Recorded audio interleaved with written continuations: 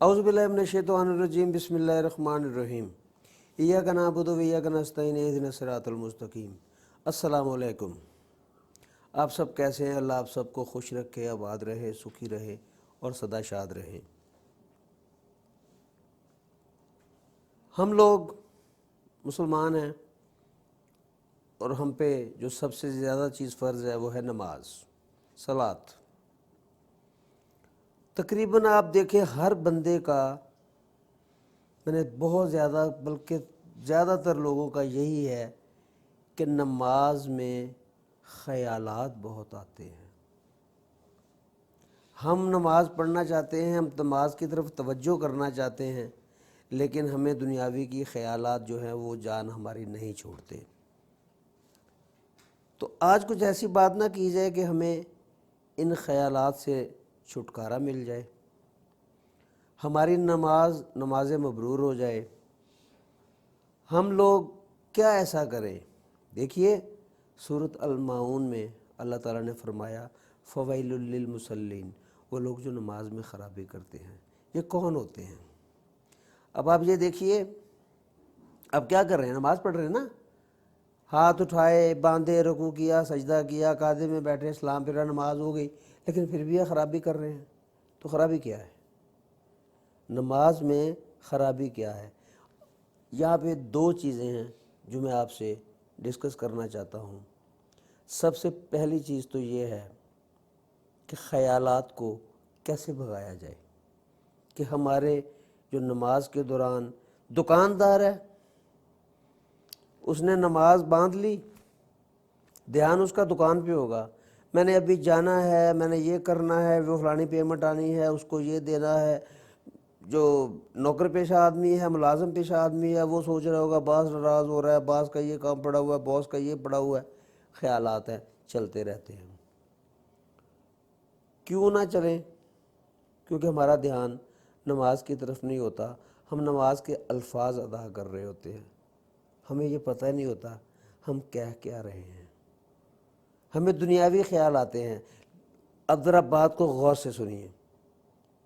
हमने नियत बांधी, हमने थोड़ी सी अल्लाह की तस्बीह की, सुब्हानक अल्लाहुम्मा व बिहम्दिका व तबारक अस्मुका व तआला जद्दुका व ला इलाहा गैरुक, हो गई। उसके बाद हम क्या करते हैं? हम अल्लाह की कोई हमदो सना बयान नहीं कर रहे। सबसे पहले हम दुआ मांग रहे हैं। कौन सी दुआ?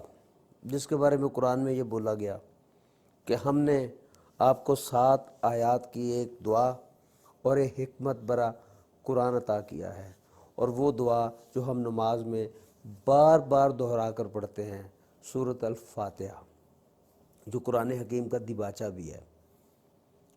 तो हम क्या शुरू करते हैं? अल्हम्दुलिल्लाहि रब्बिल आलमीन, तमाम तारीफ़ें हैं मेरे मालिक के लिए, मालिक यौमिद्दीन।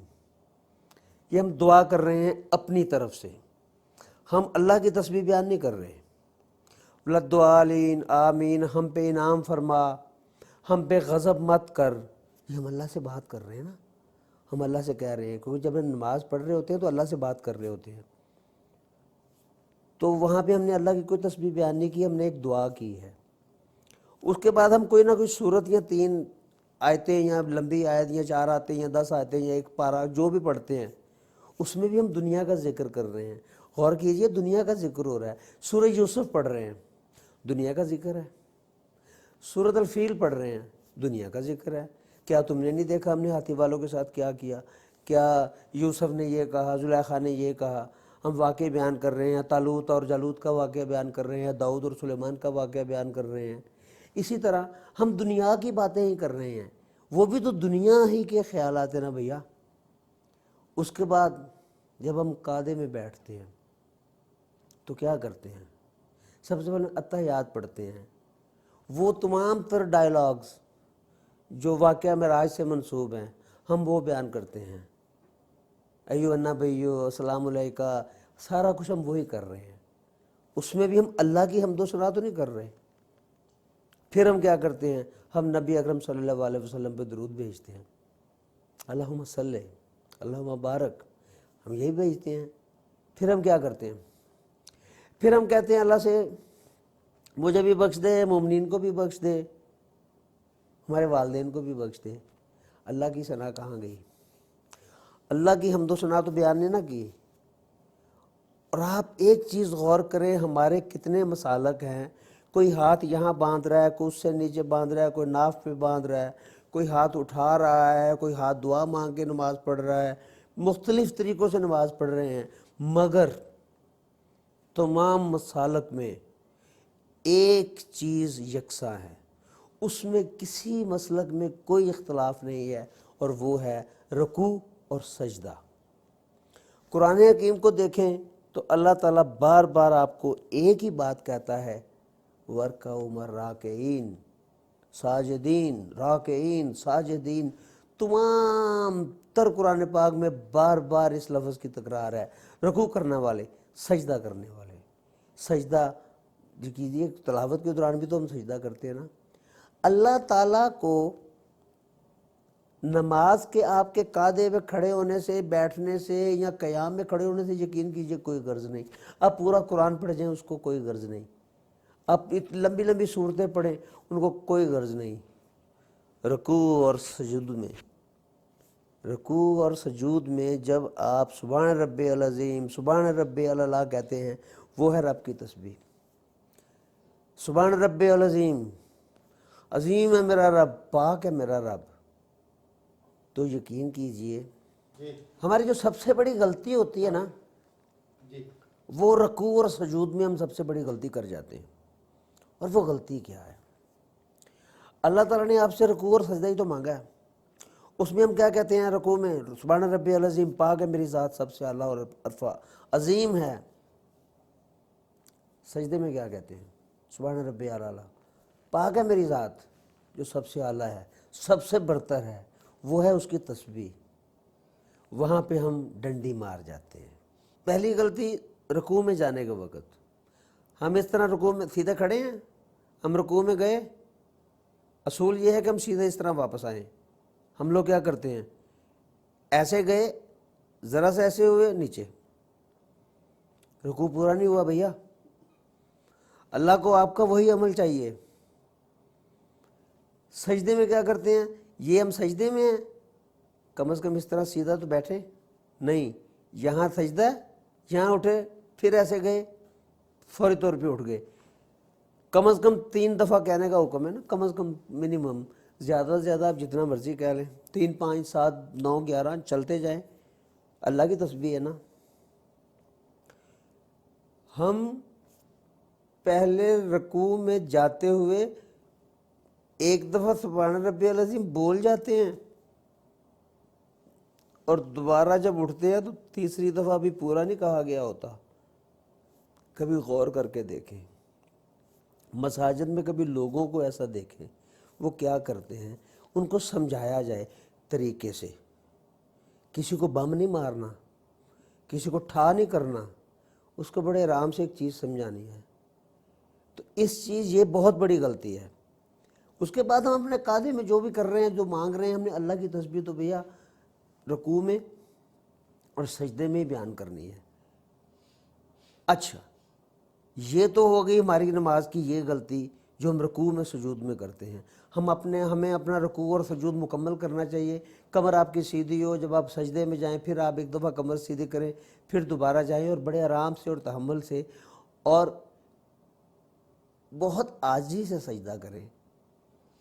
سجدے اور رکوع کو یہ نہ سمجھے کہ دوسری رکعت کے لیے یہ ایک قسم کا انٹرچینج ہے، نہیں، ایسا نہیں ہے، وہی عبادت ہے۔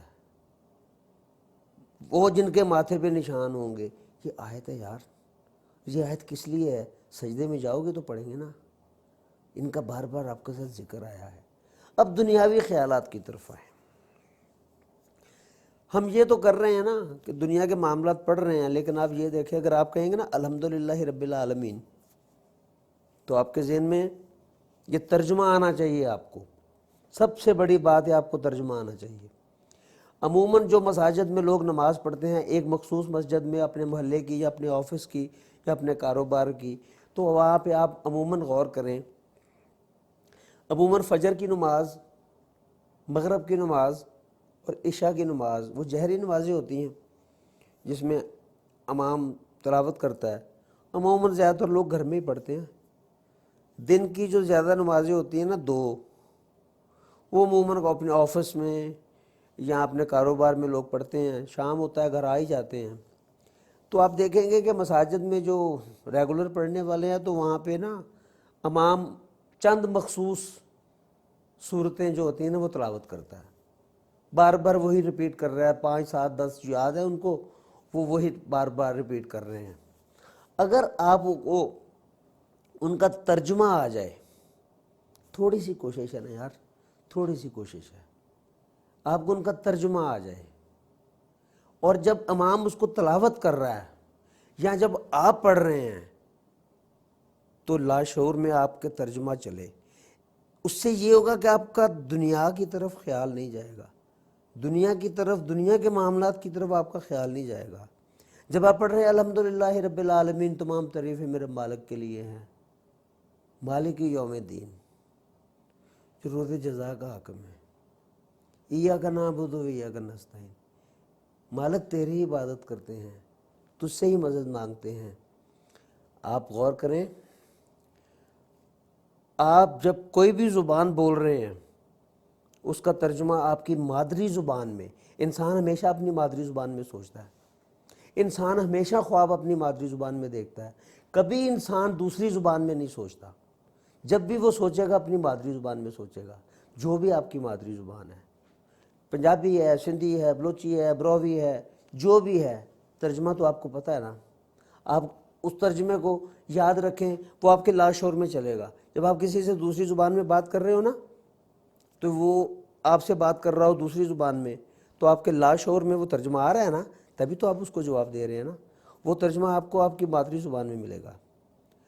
تو آپ وہ تمام آیات، نماز کی چند ہی تو چیزیں ہیں یار، سبحان ربی العظیم، پاک ہے میری ذات، آپ یہ دہرائیں ساتھ کہ میرا ذات تو پاک ہے، تو عظیم ہے، تو اعلیٰ ہے، تو برتر ہے۔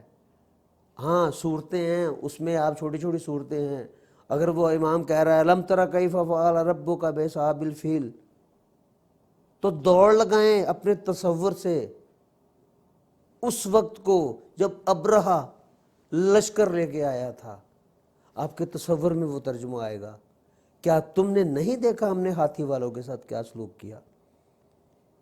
جب آپ سورہ یوسف کی تلاوت کر رہے ہیں تو وہ چھوٹا سا ترجمہ ہے، چھوٹی سی صورت ہے، چند آیات وہ تلاوت کرتا ہے، ان کا ترجمہ دیکھ لیں۔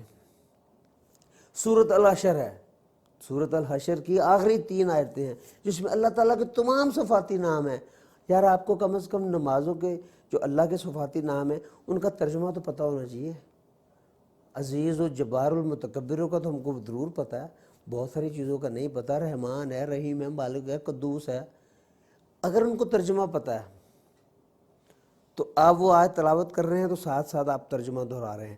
جب آپ ترجمہ ساتھ ساتھ آپ کے لاشعور میں چلے گا، یقین کیجئے آپ کو دنیاوی خیالات سے دوری رہے گی۔ جب تک آپ اپنی نماز کے رکوع اور سجود کو پراپر طریقے سے ادا نہیں کریں گے، آپ کی نماز کی مبروریت کی گارنٹی نہیں دی جا سکتی۔ یہ حقیقت ہے کہ اللہ کی جو عبادات ہیں، نماز، حج، روزہ، یہ اس کی مرضی پہ منحصر ہے، وہ چاہے تو بخش دے، چاہے مان لے، چاہے نہ مانے، لیکن ہمیں تو اپنی پوری کوشش کرنی چاہیے، ہمیں تو کما حقہ ہو اپنے حق کی ادائیگی کرنی چاہیے کہ اللہ تعالیٰ ہم سے یہ ڈیمانڈ کر رہا ہے۔